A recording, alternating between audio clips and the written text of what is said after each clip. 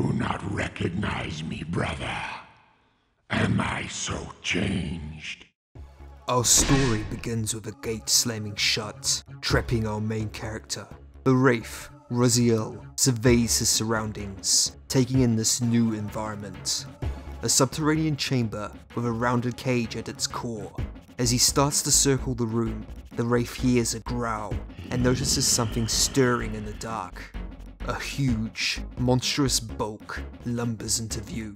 Its slug-like body, a mass of corpses and mangled organs, heaves and pulsates.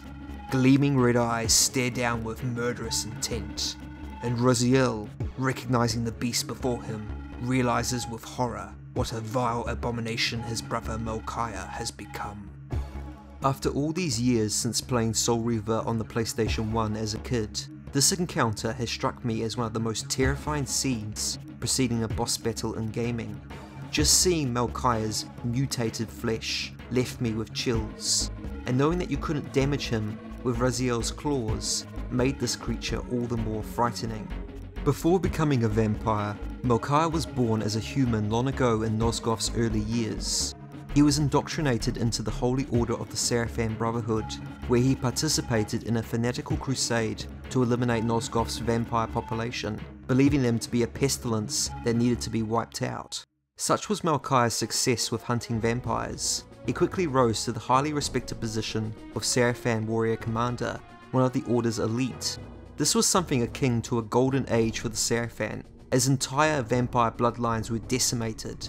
At the height of their crusade, Melchiah, along with his kin, began plotting to murder the last of the ancients, Janos Audron, seeing him as the father and source of their undead foes.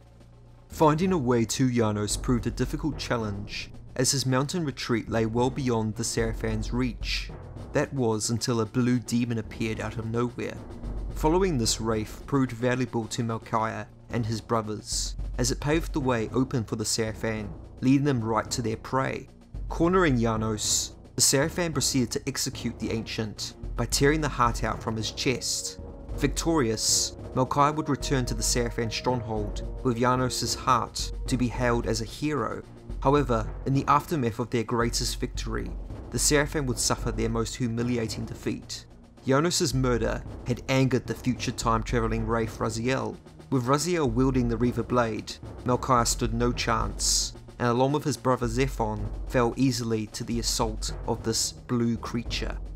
There's a delicious irony to Melchiah's life. For one so devoted and set in his bigoted beliefs, I find it pretty twisted how he would one day become the very thing he held with such contempt. Following his death, Melchiah was memorialized, along with his Sarafan brothers, and depicted as a martyr for their holy cause. His body remained undisturbed in the tomb of the Sarafan for a millennium before being resurrected by Kain to serve as one of his 6 vampire sons. Breathing part of his life force into them to snare their souls, Kain reanimated their corpses. Unfortunately for Melchiah, he was the last to receive Kain's gift, and as such, inherited the worst share. Despite his immortality, Melchiah's new vampire body was not up to the task of maintaining his flesh, and kept falling apart. My brother Melchiah was made last, and therefore received the poorest portion of Kain's gift. Although immortal, his soul could not sustain the flesh, which retained much of its previous human frailty. This weakness, it seemed, was passed on to his offspring. Their fragile skins barely contained the underlying decay. Due to being the youngest and weakest of Kain's sons, his body is stricken with decay. Both Melchiah and his clan, the Melchiam, were forced to graft the skins of their victims onto their own bodies in order to survive. Thus, on top of having to drink blood, he also has to skin the corpses of his victims for hides to replace his own festering skin. According to the US game manual for the first Soul Reaver, Melchiah was quite fussy about his choice of human victims. It is said that he was incredibly vain, probably due to being dissatisfied with his place in the pecking order as the last of Kain's chosen sons. Feeling inferior to his brothers, he compensated for his weakness by choosing only the finest looking specimens among his human slaves. After feeding on them, he would skin them and don their flesh to cover his own rotting flesh. Unfortunately, we don't get the best angle of Vampire Melchiah during Soul Reaver's opening cinematic. Thankfully, a highly detailed concept image of him is available, which shows him looking stocky and bald, which resembles his Sarafan self. Notice how his neck and face are bloated, and also how his skin is held together by a network of stitches. These are most likely direct consequences from the underlying decomposition. For all the flaws in his appearance, his shoulder cape is impressive, depicting the symbol of his clan in a striking golden yellow. Melchiah was present at the council meeting where Raziel revealed his wings, and also bore witness to his older brother's execution at the Abyss.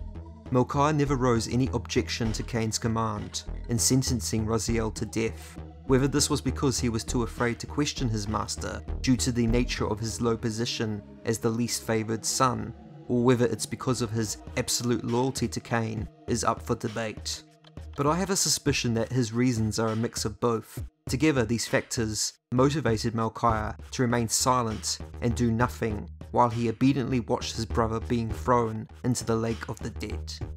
By the time Raziel emerged from the Abyss, centuries later, Kain's vast empire had dwindled, leaving a wasteland in its place.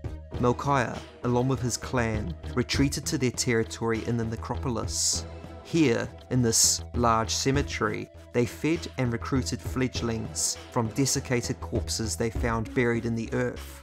In many ways, the Melchiah have more in common with zombies than vampires, as we see them bursting up from the ground to assail the resurrected Raziel in this era. While Melchiah originally felt he inherited a poor gift, with his body falling apart, he realised that he had gained something more, the power to add other body parts to his own, to reformulate his mass as he saw fit. With this revelation, Melchiah began a deranged journey of experimentation to prove he and his clan could become the most powerful and numerous among the clans. However, Melchiah's evolution had taken a cruel turn. He took his experiments too far. The usual method of donning his victims' skins degenerated into a far more depraved practice of incorporating entire bodies into his structure, transforming the once highborn vampire into a monstrous mass of body parts. In fact, even his fingers are severed limbs, grafted onto the ends of his arms. Melchiah? Yes, brother. You should have stayed where the Master sent you, Raziel. You will find Nosgoth less pleasant than you remember. What has become of my clan? Answer me, little brother, or I will beat an answer from your horrid lips. Everyone is afraid, sibling. You awake to a world of fear. These times of change are so unsettling. Do you think I feel no revulsion for this form? Do you believe for a moment that our Lord would risk his empire upon an upstart inheritance? Enough riddles. What are you saying? You are the last to die. Melchiah's words are interesting here because they allude to the creature knowing more than he lets on. Specifically, his lines about whether Kain would risk his empire upon upstart inheritance could be interpreted one of two ways. He could simply be referring to the fate of the Razielim to be eradicated at Kain's hands, as believed by most in Nosgoth. On the other hand, he might suspect that Kain didn't sentence Raziel to the Abyss on a jealous whim for evolving before him, and that he realizes Kain's execution of Raziel was just an act to set his plan in motion. I doubt Melchiah is aware of the details of Kain's plans to change history, but it's possible that he understands enough of his master to know something is up. Also, his words before the battle about Raziel being the last to die could refer to Raziel being the final member of the clan left standing, but then again, it might be a hint as to the order the Brethren were slain as humans, with Raziel being the last of the Sarafan to perish. Some fans have interpreted Melchiah's speech to mean that he has become so depressed and downtrodden that what he seeks is his own death, and I would agree with this sentiment. He appears genuinely repulsed with his appearance, along with the state of Nosgoth. I mean, just look at how he keeps himself hidden away from the rest of the world, concealing his ugly body in the shadows of his lair. To have put so much effort into improving his appearance for all those eons, only to then end up looking like a misshapen slug, must have come as a huge blow to Melchiah's ego. No wonder he retreated far below ground. He obviously did not enjoy his existence. When Raziel fought Melchiah, we learn that his siblings' evolution had brought some benefits along with the shortcomings. Melchiah was very strong physically and had access to the spectral realm, allowing him to phase through insubstantial barriers such as gates in the material realm to pursue the Wraith. Raziel used his surroundings to defeat his brother by luring him into the circular cage before activating the giant grinder above him to completely mince anything caught beneath it. I know a few of you may ask, well, why did Melchiah decide to live in a place that can kill him so easily? And the most realistic answer I can come up with is that his teeth have likely rotted away, so he needs the meat grinder to shred his food down to liquid in order to drink it. Disgusting, I know, but that's Nosgoth for you. In the end, I find Melchiah's final words to be quite revealing about his mental state. Tell me, Melchiah, where can I find Kain? The Master is beyond your reach, Raziel. He makes himself known when he sees fit, not when commanded.